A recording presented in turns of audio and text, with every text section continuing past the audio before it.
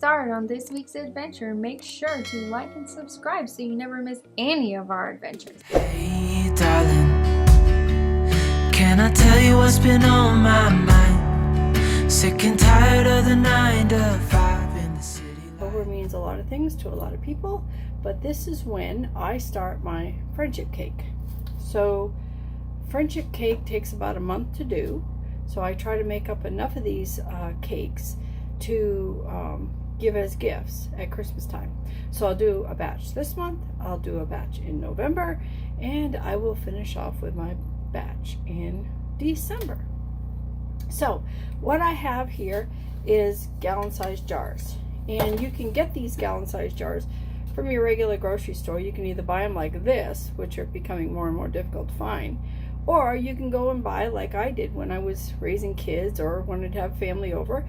I'd buy a big gallon-sized jar of pickles or olives or anything like that that you know you're going to use, and then we keep the jar, so you know we got more for our buck. Anyway, so back to what we're doing here, friendship cake. So in each jar I put 2.5 cups of sugar.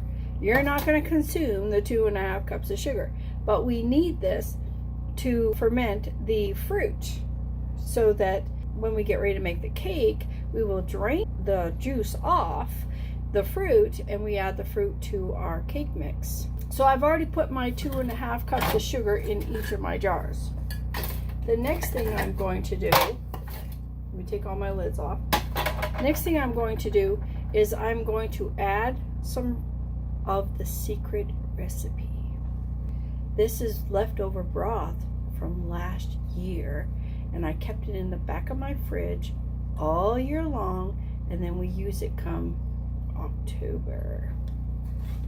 So in the meantime, please don't drink it. Pour it in your jar. A jar.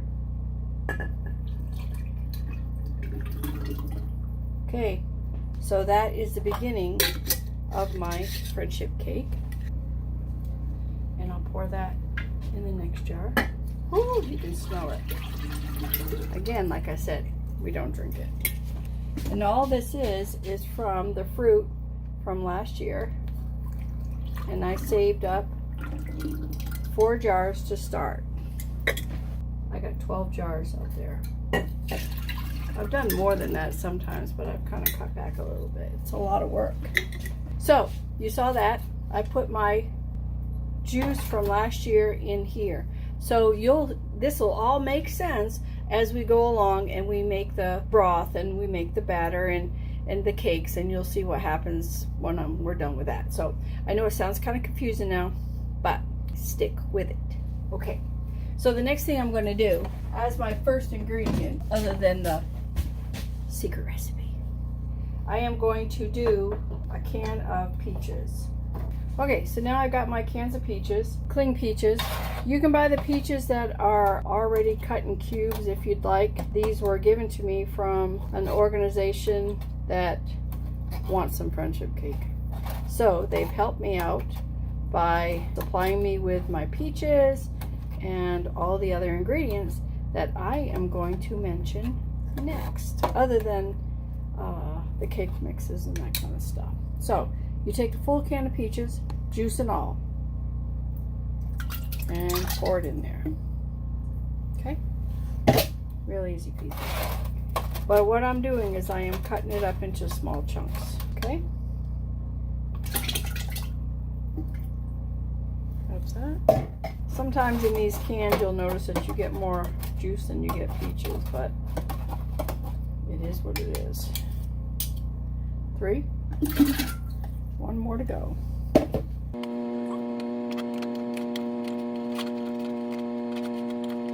I started this a long time ago. Ooh, probably close to 20 years ago now. And a friend of mine that I used to work with gave me the secret recipe to start my new batch off with. And oops, that's the end of a peach. We don't want that, that's hard.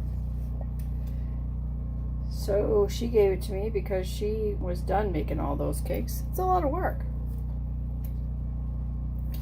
All right, the 4th jar has peaches. Now, One of the really important things to remember about this is you use wood or plastic, no metal. You will mess up the oxidation going on in this jar. I prefer wood. It doesn't bend. So you just mix it up like that. Real easy peasy. So it's all mixed up, see? All right. Put the cover on. Move to the next jar. The sugar gets kind of clumpy on the bottom, but you just got to work with it. And you're wondering, how did we get that pretty pink color? Pinkish color, almost like a pink grapefruit color. Well, you will find out. Hey, darling, we could get out of town, see the beautiful world around. So the thing here is now what I'm going to do, once I get this all mixed up and stirred, I'm going to keep this jar in a nice cool dry place. And every day I'm going to check it, see if it needs to be stirred or shaken or whatever. You can shake it if you want to. You can rotate the jar like that. I wanna see it now. One more left. There we go. It makes such a nice holiday gift. You don't give them a whole lot. You make little small loaves because it is very sweet. Most people, it won't last long. So we're going to be courteous to people that are trying to lose weight. Give them a small loaf instead of the large loaf, so they won't be so tempted to go get another bite. Pack our bags and get in that car. Now, keep it in a cool, dry place, and in 10 days, you pull it out. Over the 10 days, next course of 10 days, you pull it out, check it, see if the sugar has settled too much. If it has, just use your wooden spoon or your plastic spoon, whichever you prefer. And a lot of times I will just shake it like this, just to keep the sugar moving, okay? And I don't necessarily take the cap off. So, we'll do this for the next 10 days. Catch you in a bit. So it's been 10 days, and what we're going to do now is we're going to add another fruit. And each day, what I do is I shake it up. I'll show you. Make sure the sugar is pretty well dissolved, which it is in this one. And I'm going to add another 2.5 cups of sugar. Remember what I said, don't start panicking over the amount of sugar. You are not going to be consuming all this. A lot of this is for the fermentation process, and it's going to be drained off prior to putting it into our cake. 2.5 cups to a jar. So we'll check this jar. That jar looks good. Putting 2.5 cups in. It does take a lot of sugar, but if anybody is doing anything that consists of fermentation, it takes a lot of sugar. Take a look at this one. This one's got a little bit more sediment today, so I'm just going to shake it around. Woo! You can smell it, but I'm not drinking it. 2.5. One more. This one's a little bit darker. The broth, the cherries were darker that I put in here last year. And it seems to have a really purplish color. But the odor is still almost the same. Leave a little note and we'll drive real far. Okay, 2.5. There you go. Now, what you want is a can of chunks of pineapple, and this is 20 ounces. You dump broth and all in there.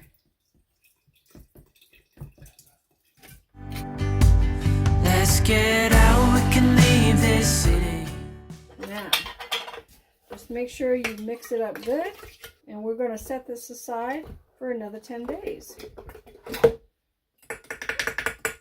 Smells good. Drive to the open air. Yeah, the countryside is Mix it up good the first day. You have very little to worry about each day afterwards. And I'm not sure if I said it before, but make sure you put these in a nice cool place. You don't want it to be hot, but you don't want it to get frozen either. So just a nice cool place, wherever you have in your house. If you have a cellar, that's a nice cool place.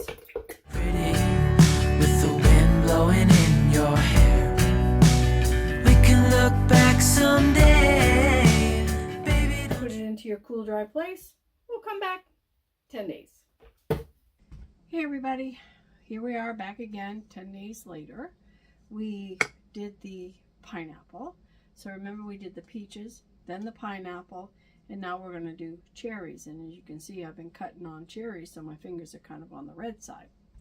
So when I use cherries, I use the maraschino cherries, and I usually get the 36 ounces. And the reason I get the 36 ounces is because half of those cherries, which is about 1.5 cups, will go to each jar. I'm not going to use any of the juice that came out of that jar. You can use it for jellos or anything you want to use it for. I've even mixed it in with some juice to give it a different flavor, like with orange or whatever. That way we're utilizing everything. So, like I said, we've got our jar from 10 days ago, and it's smelling like it's fermenting, but it's a good kind of smell. So I'm gonna stir these guys up a little bit before I add my sugar. There's not too much in there on the bottom, but enough that needs to be stirred. And remember what I said, use a wooden spoon or plastic, but do not use metal. Metal will stop the fermentation process, and you will not get the candied fruit that you were planning on. In the end, we will drain all this fruit juice off, so the juice is not going to be going into our cake batter. But I start my next set with the juice. So as you can see, I've got 4 jars here. Just recapping, I'm going to start off first with my sugar, 2.5 cups, and all we're doing is continuing the fermentation process. baby, don't you understand that we only get one life? I wanna make it count, honey. Come on now and take my hand. Hey, darling. And I'll add my cherries in. I just want to make sure this doesn't clump up. Your jar is about full. And we added the juice from the peaches and the pineapple, but we will not add the juice from the cherries. The cherries will end up coloring our fermentation broth. I think I put 2 cups in there. I don't feel like 2 cups. Well, it's a little extra. Here you go. Just because I don't feel like I did that. Yeah, that's better. Now, get my sugar out of the way. Okay. So what I have done is I'm bringing in the cherries now. Like I said, the maraschino cherries, as you can see, comes with a stem on. I take the stem, toss it in my jar there, and then I quarter them. So you cut it through once, and then you cut it through twice, and there you go. And consequently, your little fingers are going to be turning red. So again, it takes about 1.5 cups each, and so you're going to really be losing a lot of broth that was in your 36-ounce cherries, but it's cheaper to buy the 36-ounce jar versus the 8 or 10-ounce jars. Okay. What I'm going to do is give everybody a cup first, and then I'm going to split up the rest. Okay, now we should have enough to do a 1/2 cup each container. Okay, so there's a full cup and a 1/2 cup. So I should have just enough left in my jar. Okay, I'll put a 1/2 cup in here and a 1/2 cup in here. So again, I bought the 36-ounce jars. There's a lot of juice in there. Maraschino cherries. Once you drain that juice off and you have quartered all your cherries, you will end up with 1 cup or about 3 cups per jar of cherries. So it's 1.5 cups each one. So I'm gonna stir this up again.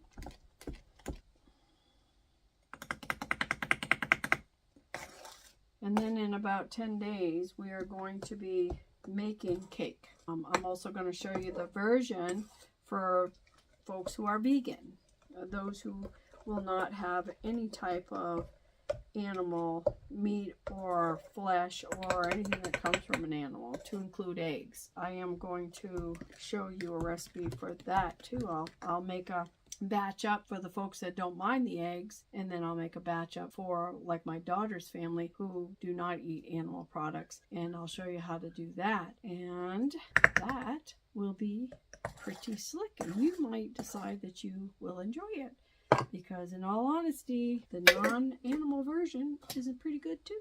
It is pretty good and it's tasty. Okay, so these jars are ready. They'll sit around for another 10 days in a cool, dry place, and then we will come back and we will start making our cakes. Until then. Hey, back again.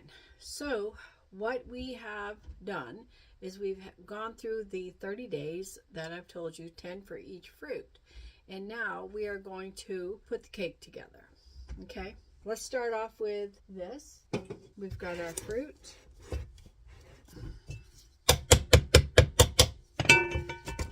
Got to get it open. There we go. From all the sugar being over there. So, and then I'm going to pour it into my strainer here. And then the juice will go down into a pot. You can put it in a pot or a bowl, but I put it there so that it would catch my fruit in the strainer and the juice down below, so I can use my juice to start up another batch.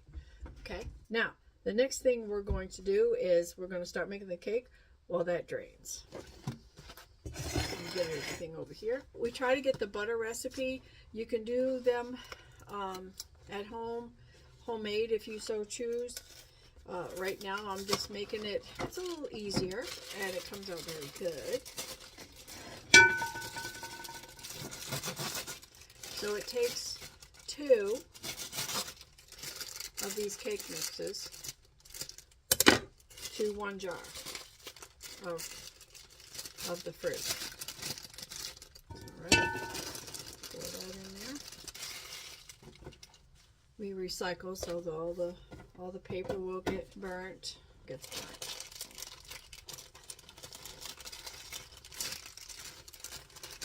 Alright, so this is 2 packages, like I said. Alright, so that will go over there. Next thing we're going to do is we're going to put oil. So let me reach down and get the oil. And it is 2/3 cup oil twice. Everything is in by 2s.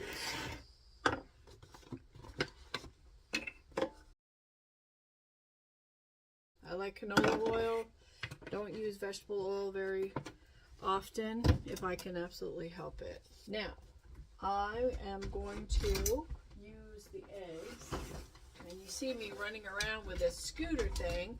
I had foot surgery, so I'm walking around on 1 leg right now. But I still got things to do, so I can't sit around feeling sorry for myself. I gotta get up and get things done. So here I am. Takes 8 eggs.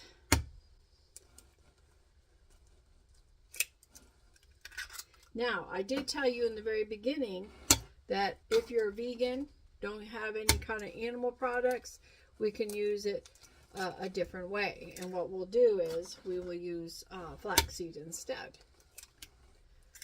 Okay, because I want this to moisturize. I want the protein base. It's just an overall good flavor. So there's 5,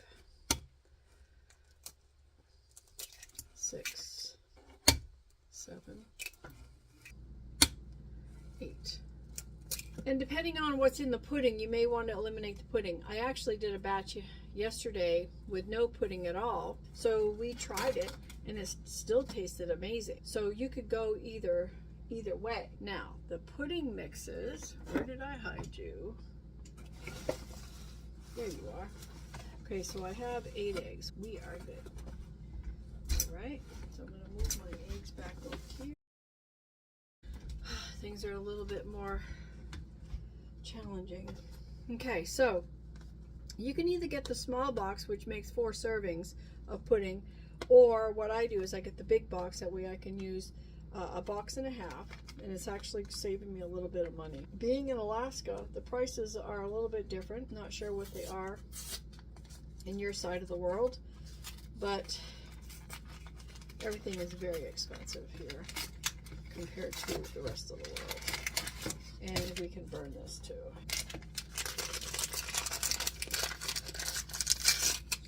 Okay, so there's a full packet. And I am using vanilla flavored. You can use butterscotch, I've used that. You can use lemon, pretty much anything. I don't believe I've ever tried chocolate, didn't think that would go well. So you could choose your own pudding and what you like, your taste buds, what they are crying for. Now, we'll mix this up. Now, some people like different stuff in here in addition to the fruit, like raisins, nuts, things like that. But you got to be mindful of folks that cannot have either a tree nut or a ground nut or whatever. So just be mindful of that when you make these friendship cakes. I haven't had a person tell me they don't want another one. They always tell me, I'll take another one. Don't forget me at Christmas time. As you can see, the fruit has drained. So I'm going to pour all that fruit in there. I've put the temperature on 300. Don't think you're going to turn the oven up and it's going to cook faster and better. You'll burn it. Tried it. Doesn't work. So keep it at 300. And let it cook for an hour and a half. Now, if you would like the recipe, visit our Buy Me a Coffee site. Put a little comment in there. We have other recipes too, like how to make your own bacon, how to make your own sausage, preserving eggs. So, and we've got other different off-grid kind of technique things that we will be showing you soon. Plus, you'll be helping us to bring you more content. So think about that. All right. So now what I'm doing is pecans. Everybody seems to love pecans. So I especially get the pecans for this. Some people like walnuts, things like that. I just don't feel it. So I like the pecans better. Let me get a little closer to my bowl so I don't drop things on the floor. So about a cup of pecans. So like I said, instead of eggs, for those people that choose not to eat any kind of animal product, okay, there's a difference between vegan and vegetarianism, or being a vegetarian. No animal products whatsoever. That includes milk, that includes eggs. Just because the animal wasn't harvested, even though it's a byproduct from the animal, this is a product that they choose not to eat. So I recommend making up some flaxseed the day before, add some water to it, and put it in your refrigerator so that a tablespoon would be equal to your egg. It's pretty easy. And still tastes good. My daughter received hers and she was very happy with it. She said she loved it. Matter of fact, I don't even know if she got a piece of it. I think the rest of the family got it. I think her boys got it. That's how good it is. And that's why it's only made once a year. Otherwise, people would probably be big as houses eating this. All right, so I put a cup of pecans in there. Like I said, you can put in raisins. You can put in cranberries. You can put in anything you want. Some people put in coconut. You can do that. I don't like coconut. So I just stick to the pecans and the fruit. And we call it good, unless somebody cannot have any tree nuts, and then we don't do that. Or allergic to peanuts or whatever, because peanuts come out of the ground, not on a tree. I'll make sure that I have a batch that hasn't been around any kind of product that's had any nuts in it. So you got to be real mindful of that. That could be very deadly. Now, okay, so now let's get the pans me back her up here. And so you can use these pans if you want. I mean, they are tinfoil. And what we'll do is we will put some oil in there and grease them so that the cake doesn't stick to the side. And you're going to probably want to wash these. So we're going to wash these before we use them, because I don't know where they've been, what kind of dust has been on them, so it's best not to take a chance. So we will wash them. All right, now I want to oil my pans. So I put enough in there so I can use it for several of the pans. Dummy. Here we go. There we go. It's okay to call yourself a dummy. Don't call somebody else a dummy. Alright. I love it when it's me. Make sure you don't have no excess oil. On the road with a couple of tunes and a car for two. And these things can be kind of fragile. They'll bang all up when you wash them, and you might be able to get a couple of uses out of them unless you choose to just leave the cakes in them and give them to your friends and family that way. A lot of times I'll make a full bundt cake if it's going to the church or giving it away to somebody with a large group. And I will do that so that many people. And that'll take the whole bowl to do a bundt cake. So on a cookie sheet, I lay them out. You know we're gonna have a really good time. Stick it there. Okay. Here we go. We are going to fill each of our containers. This batch will fill 10 little breads like this. And then you can decorate it by putting it in some Christmas wrap or the Christmas bags, bread bags that you can buy. Put some ribbon on it. Make it really pretty. Buy some of the Christmas saran wrap. The green and the reds. Now this is not your typical fruit cake, which is why I like it. I never could enjoy the old-fashioned fruitcake. I just couldn't. Some people just love it. I just couldn't see what they were raving about. But this, I promise you, I haven't heard a complaint from anybody because the cake comes out moist. I make them, then I freeze them after I've wrapped them up tightly, and they last for a good long time. Then I pull them all out of the freezer around Christmas time, start putting the labels on them, and start handing them out. Work, church, people who've helped you out along the way, your neighbors. Everybody appreciates a nice little gift, even if it's on the holidays. I like to make banana bread and stuff like that for our neighbor at other times of the year, just to be friendly. Okay. All right. Now I think I got some of these a little too full, and I got a container that's near empty, so I'm going to share a little bit from the very full containers, so to make everybody even as possible. I want every tin to be the same if I can possibly help it. And as always, wash your hands before you get started, and definitely afterwards. Okay. Cleanliness is next to godliness. All right. Alrighty. Okay. So, as you can see, I've got 10 bread tins. I tried to make them as even as I possibly could. And now I'm going to put these in the oven at 300 degrees for an hour and a half. Check it before then, because depending if you got a propane or electric stove or whatever, your stove may cook a little bit different.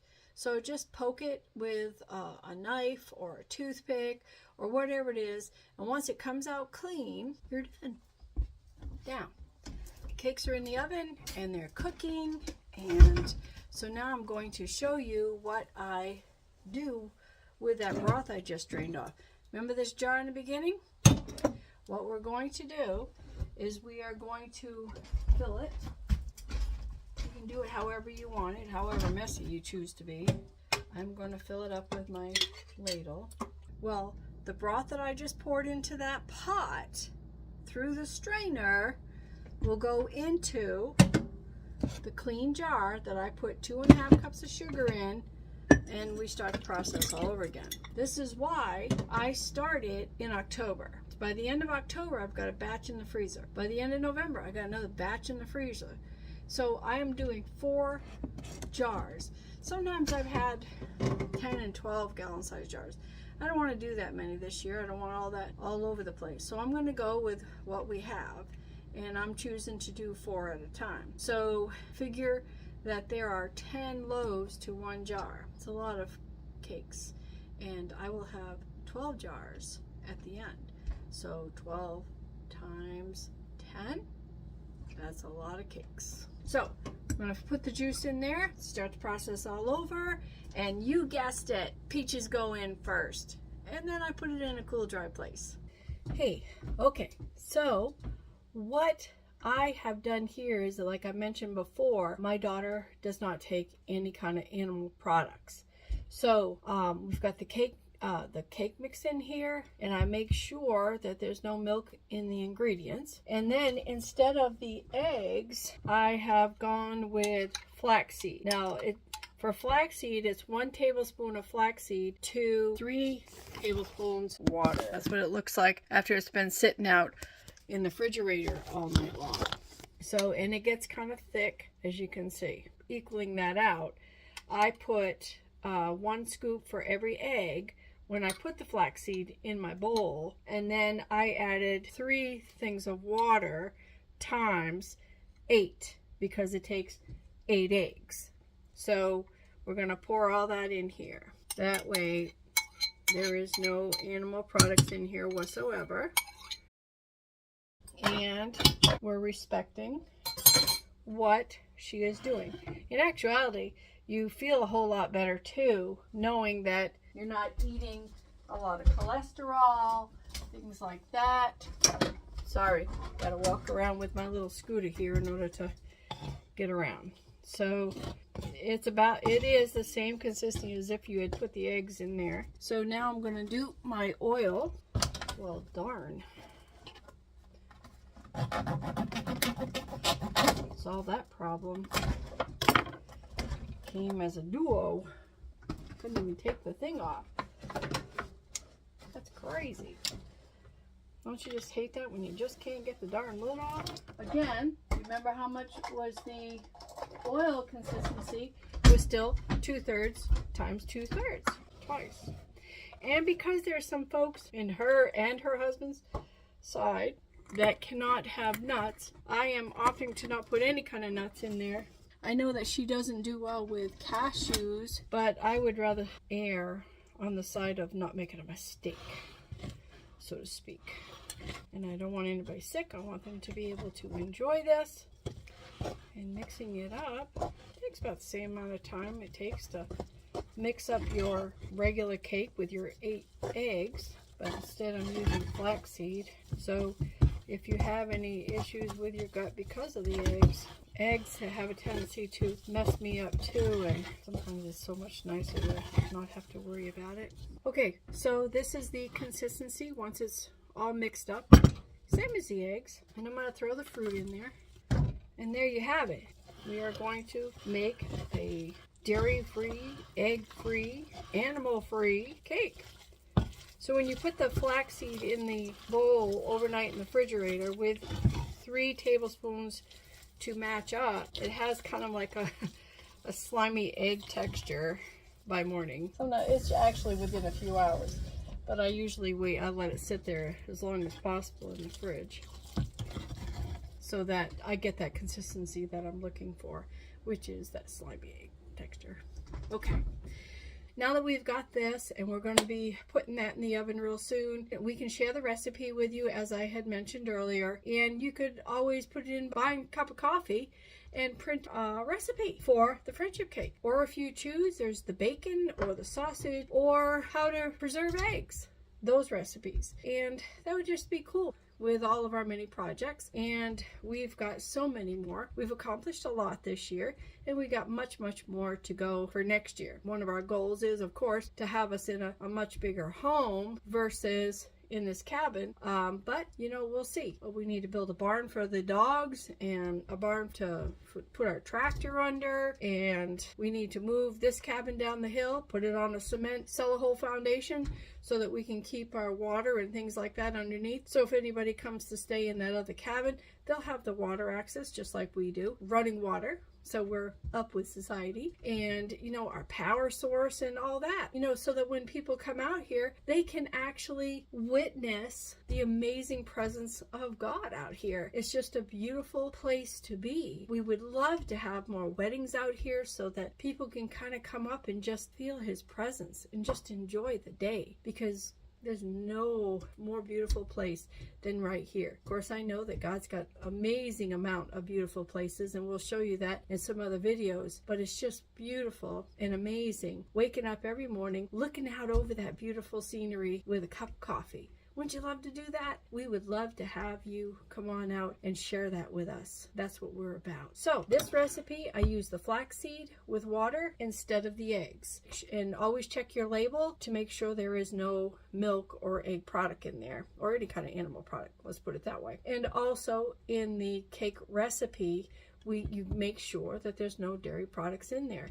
You won't be able to go with the butter recipe because the butter does have a dairy product in it. So we just went with a regular yellow cake recipe in order to avoid the animal products, in order to respect what my daughter's diet is. Even the scripture tells you, just be respectful of other people's diet. Don't make them eat something that they don't want to eat. And if you go to their home, don't expect to get something different, because that's the way they are. You accept the way they are, and you eat from their table, and you would be so surprised at how amazing the meals are without all the animal products. Now, like us, my husband loves his deer. Hasn't had a deer in 5 years, but we did this year. So there's a lot of great opportunities out there to learn about other people's cultures, other people's way of eating, and we just want you to enjoy. And we hope that we can bring that enjoyment to you, to help you to be a part of that. God bless. I just wanted to bring a little recap over starting your own recipe. In this video, I had a starter mix already started. I've been doing this for years, many years. What you need to do in order to start your own starter mix, because I don't believe I can send the starter through the mail. Being a food product or something like that, I don't want to break any laws. So I can't send that across into the mail system. You can start your own. So when you start your recipe, you'll see the recipe on our cup of coffee. When you see that and it says start with your first jar, don't worry about that this year. Just start yourself off with the 2.5 cups of sugar and the can of peaches all chopped up. 10 days later, after mixing it up and making sure nothing sticks, add your pineapple and juice all chopped up and 2.5 cups of sugar. You're making your own starter mix right there, which I call secret recipe. Once you've done that, 10 days later of mixing it up, stirring it up, you add your cherries. No juice whatsoever if you can help it. Don't wash your cherries off. You're bound to get a little bit of juice in there, but don't pour the juice in your jar. So you take that, you drain the cherries off into something else. You can keep the juice, like I said before, for adding to other juices, make a jello, whatever, but then you're left with just the cherries. The cherries get chopped up, thrown in your jar. When you throw them in your jar, stir it up again with 2.5 cups of sugar, all 3 times. I know that's a lot of sugar, but you're not going to be consuming this brandied broth. Once your 30 days are up and you make your cake, which is exactly what I have on my recipe on how to make your cake, then you are left over with broth from your jar. So start off with 1 gallon sized jar. Always use wood or plastic, no metal. Use that. Once you drain your broth off your fruit into a container, and I do mine right into a pot here, so, and then my strainer sits on top of my pot. I keep that broth, put it into a pint-sized container. Now, you should have enough to at least get 2 pints out of that. So when you do your next batch, you'll have 2 batches and so forth, excuse me, and so on. So you can do as many as you want. Like I've said, I've had up to 24 jars sitting out there before, but it's getting a lot and I choose to kind of back it off. So I do 4 to start off with, and then I double it to 8, and then the next time I keep it at 8. You figure 8 times 3 months, October, November, December. Sometimes I've actually done it in January because I might have missed somebody. You figure 4 months times 4 batches. There's 16 batches, and in each batch, each gallon-sized jug, you will get 10 of those small bread loaf pans. You can use your regular pans, or you can use the aluminums that you can buy from the store. You can get a couple of uses out of that, you know, so you can do it either way. Or you can make it in a loaf-sized pan, which I get about 2.5 to 3, depending on how big I want to make my loaves. That's what I get out of a batch. I get 3. Figure it out. So if you have a lot of friends, give them the little small loaves. If it's a family, I give a loaf, like a meatloaf sized loaf. And then if I'm going to a party, this whole batch will go into a bundt cake pan. So there's a lot of things that you can do. Or you can put it in a regular cake pan if you so choose. It'll fill 1 of those up, 1 batch for 1 of those. Or like I said, if you want to do many, makes 10 small loaves or 3 meatloaf sized bread pans. You choose. Have fun. Wrap it up with Christmas wrap, with a saran wrap. Put some bows on. Put your labels on.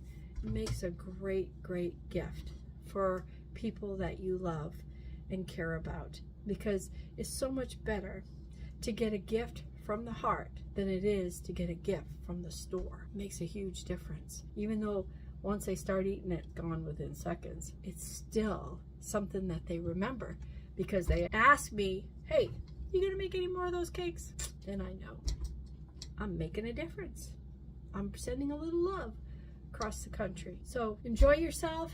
If you want a recipe, click on the recipe on Buy Me a Coffee. We would so appreciate it to help us continue to bring you more and more video of what it's like to live off grid, because it's not for the faint at heart.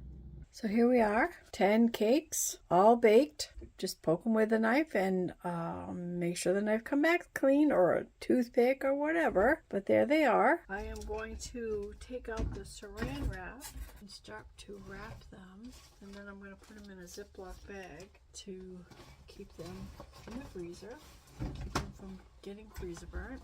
Cakes out. And now I'm going to wrap them. It's really easy coming out of these pans. Just loosen them up. Okay, they'll just fall right out. And we'll wash them. I'll get a couple uses out of them before I toss them. The last batch I make will be without the eggs. And as long as you've greased the pan, you don't need to flour the pan. Some recipes call for flouring. You don't have to do that. Just put a little bit of oil in there. And like I said, I prefer canola or something like that. And of course, you can use the regular baking pans if you so choose. To me, these are a little bit easier to use. When the stars are bright, pack our bags and get in that car. Shifting and shaking, and cakes are done. Now, get my scooter in position here. Like I said, I had surgery on my foot, so I'm running around on one leg and a scooter. Alright, so we'll take the cakes and we wrap them up right away. I'm not sitting and waiting for it to cool off. I want them wrapped and I want them to stay moist. So this is what's going to help keep it moist. And we will do this until we have them all wrapped. And then I will put about 4 to a gallon Ziploc bag. Okay, so I'm double wrapping, as you can see. That way I know the edges aren't going to pop open.